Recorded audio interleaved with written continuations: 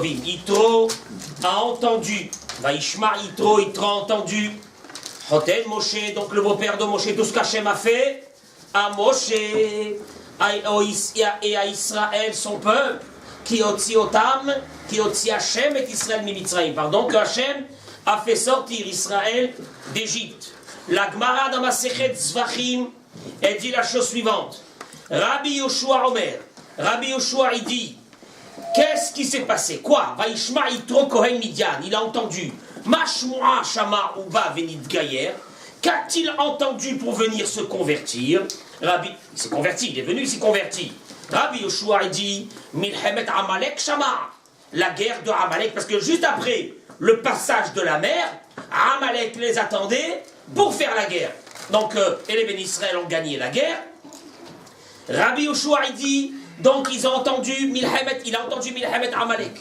Rabbi El-Azar Amodai il dit, Matan Torah Shama Uba. Il a entendu le don de la Torah et il est venu. Deuxième raison. Il y a une machloquette. Est-ce que Yitro est venu avant Matan Torah ou après Matan Torah? En tout cas, d'après cette Gemara de Masechet Zvachim, Yitro est venu après Matan Torah. C'est la vie de Rabbi Eliezer Amodai.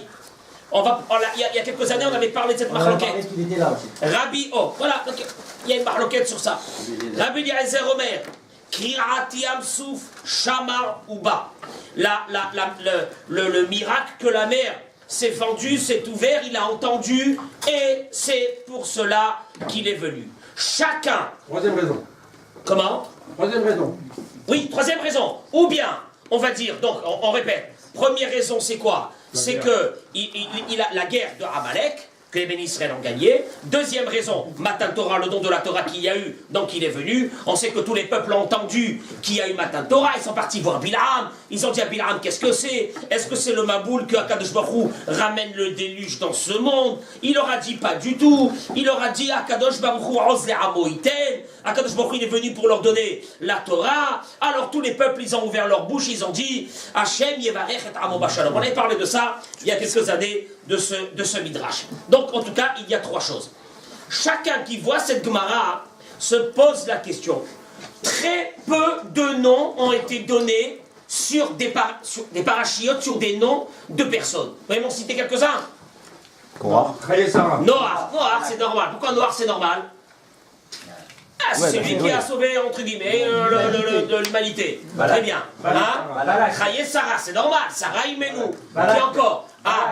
Balak, le Midrash, il dit pourquoi Balak? Pourquoi Balak? Parce que Balak, il a offert 42 sacrifices à Kadosh Baruch Hu pour nous maudire à nous.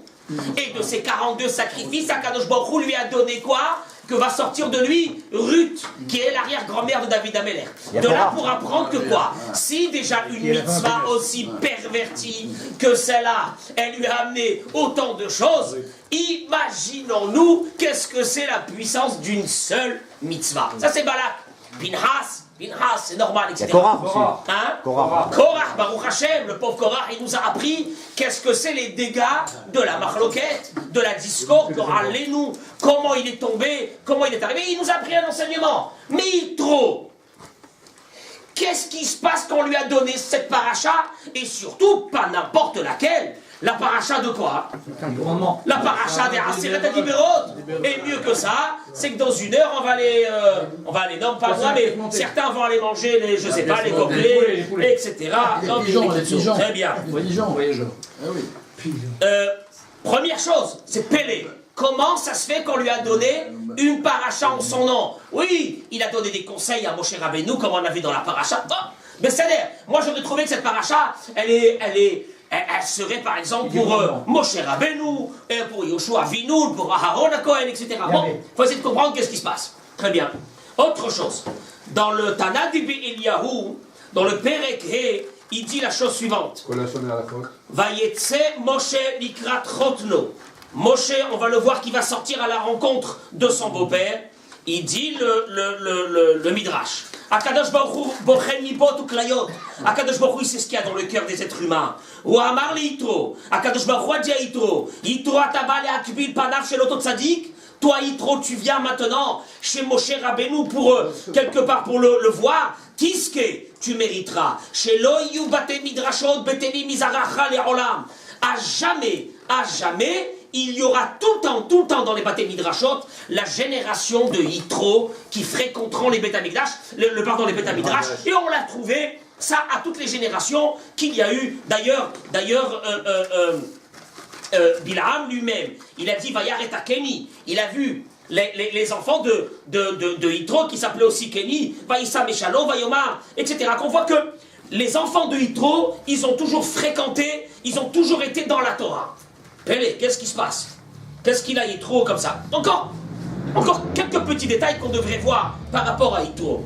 Le Midrash Rabbah, dans Parashat Kavzaïn, fait un parallèle très étrange entre Yitro et Amalek. Amalek et Esav. Quel est le... Je sais pas, c'est comme tu... Non, je sais pas, tu fais un allez, je sais pas, dans ma tête, ça... Un parallèle entre Abraham Avinu et Haman. Je vois pas... Ouais. Quel est le... Où est le rapprochement? Et regardez qu'est-ce qu'il dit le Midrash. Il dit le chose. Il dit le Midrash. Tov Shachen, il ramène le passage de Michelet. Tov Shachen, Karov mais Achrachok. Il vaut mieux avoir un voisin proche qu'un frère lointain. Bon, c'est une banalité. Qu'est-ce qu'il est venu dire, Shlomo Ameler? Oh non. Qu'est-ce qu'il est venu dire? Il dit le Midrash Shlomo Ameler, tu sais sur qui il a dit ce passouk-là? Il dit le Midrash. Tov Shachen Karov, un voisin proche. Hu Ito, c'est Ito. She'aya Rachok, et c'est qui? Je coupe le Midrash parce qu'il est long.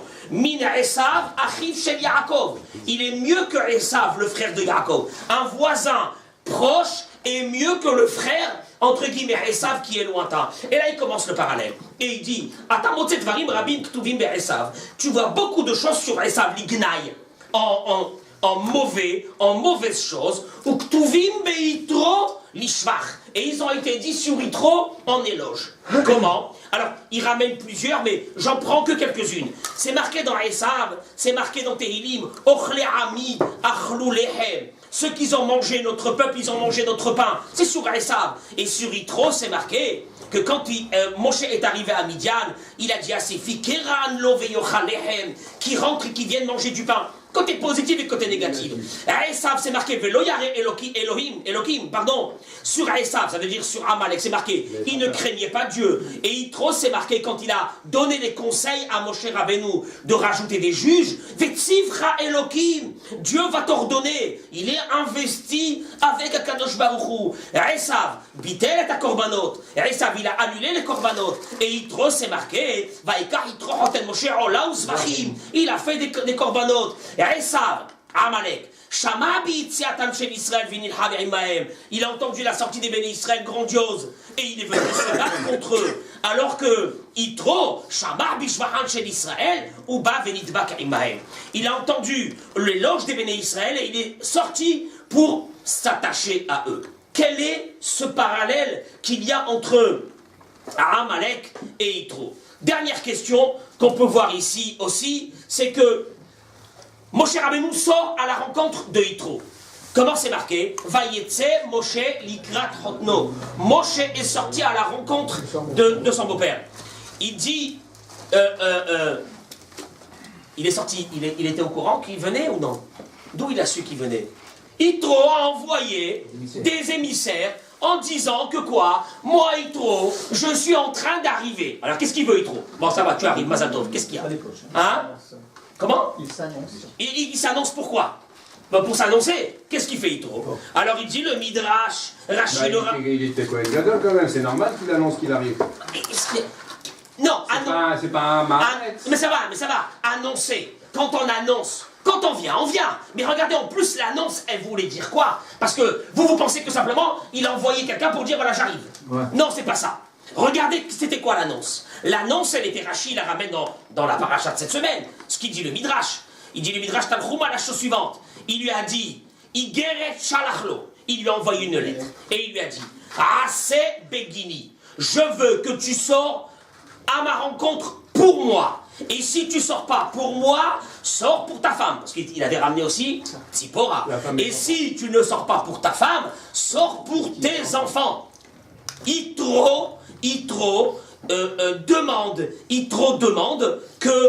qu'on vienne à sa rencontre, qu'on sort à sa rencontre. Qu'est-ce qui se passe ici?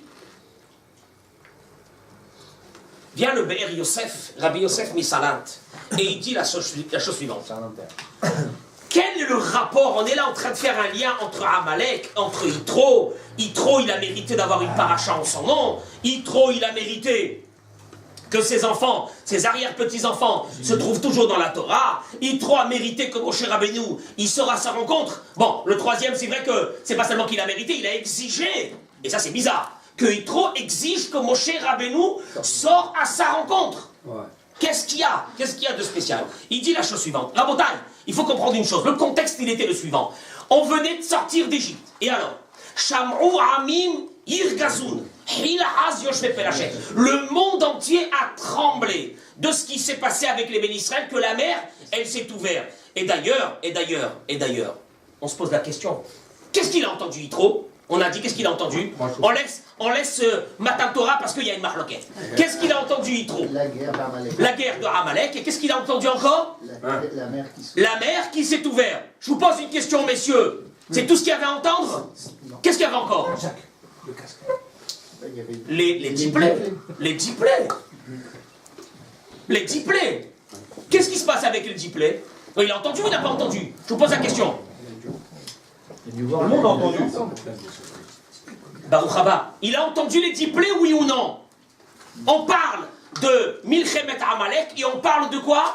De l'ouverture de la mer. Je vous pose une question. Les diplés extraordinaires qu'on a parlé, la Emouna, qui est venu aux bénédictions des bénis Israël grâce à ces diplés. Ça, c'est qu'il a entendu. Oui. Non mais s'il a entendu, pourquoi c'est pas marqué?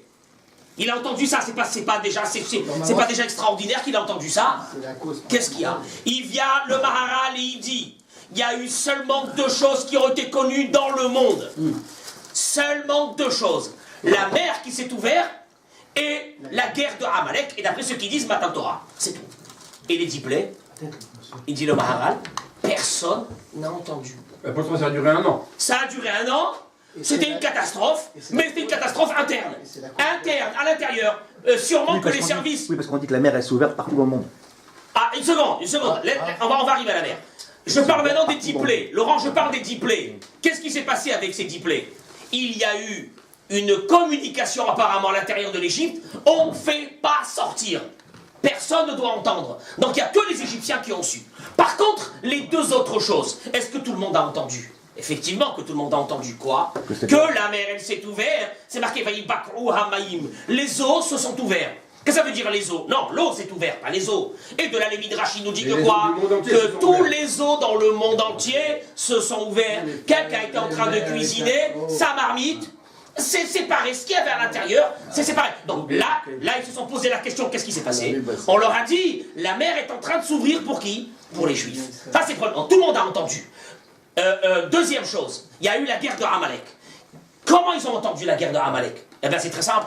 Quand vous voyez, à la fin de la paracha de la semaine dernière, la fin de la paracha de la semaine dernière, il est écrit que Amalek est venu se battre contre les bénis Israël. On est d'accord? Qu'est-ce qu'il est écrit? Que Moshe Rabbeinu, il levait ses mains, Vekacher, Yarim Moshe Yado. Quand Moshe levait ses mains, Vegavar Israël, Israël avait gagné. Et quand Moshe Rabbeinu, quelque part, il baissait ses mains, alors il y avait Israël qui perdait du terrain. Et le passage qui continue, et il dit...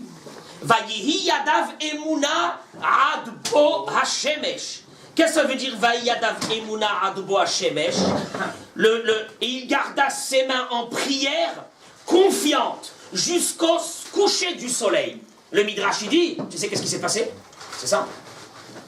Moshe Rabbeinu a arrêté le soleil jusqu'à la fin de la guerre pour que les bénis Israël puissent continuer la guerre.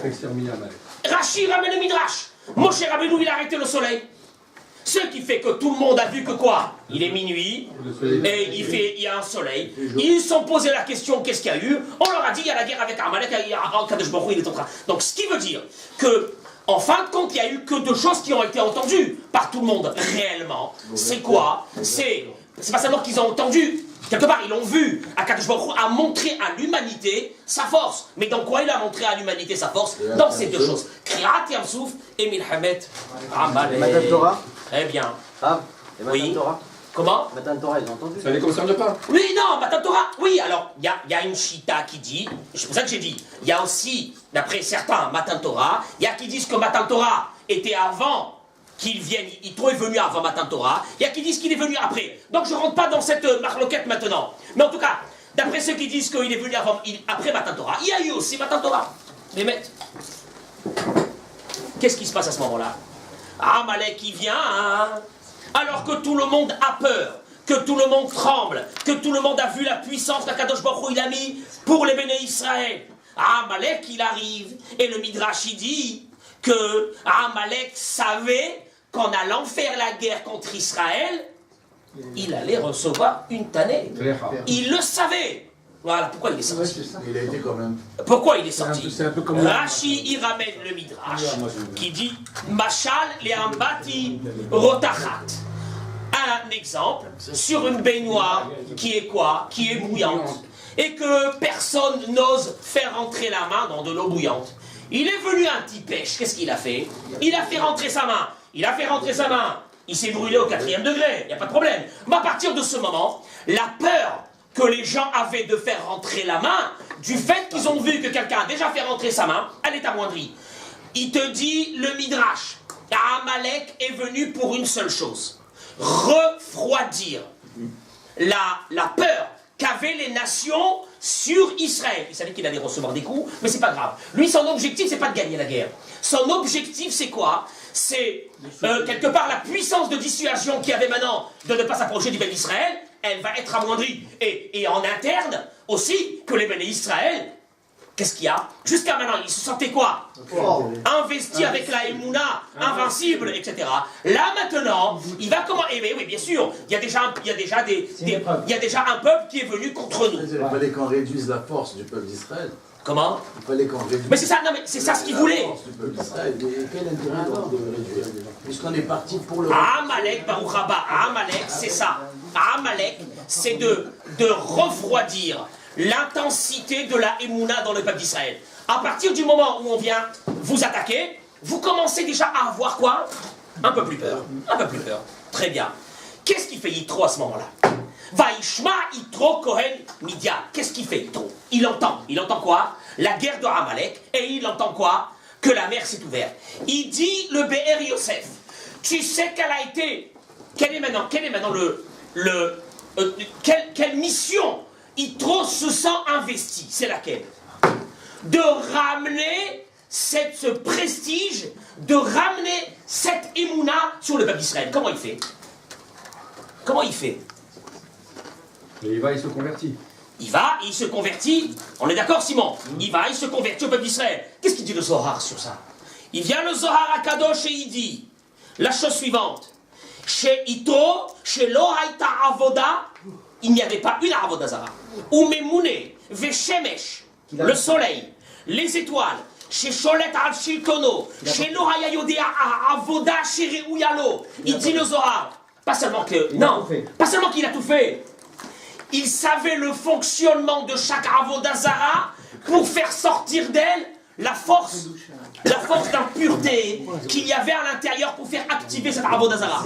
S'il y avait un spécialiste dans le monde, un Gadol Hador, un grand dans la Avoda Zara, c'est qui? C'est Yitro. Comment Yahzir Atara Yoshna? Regardez Rabotai. On disait au Maroc, tu le disais. Ça veut dire quoi? Bon, regardez, on va le fêter ce soir, on va le fêter. Regardez pourquoi on va le fêter. Une seconde, Rabotai. S'il vous plaît. Une seconde. Passé une semaine au Maroc.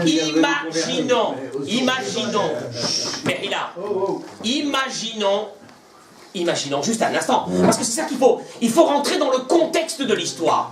Imaginons un instant. Comment il s'appelle le pape là-bas, au Vatican. François. Que le jour de je sais pas quelle fête qui sort comme ça pour bénir les gens sur la place, la grande place dans le Vatican. Voilà, je sais pas comment s'appelle cette place.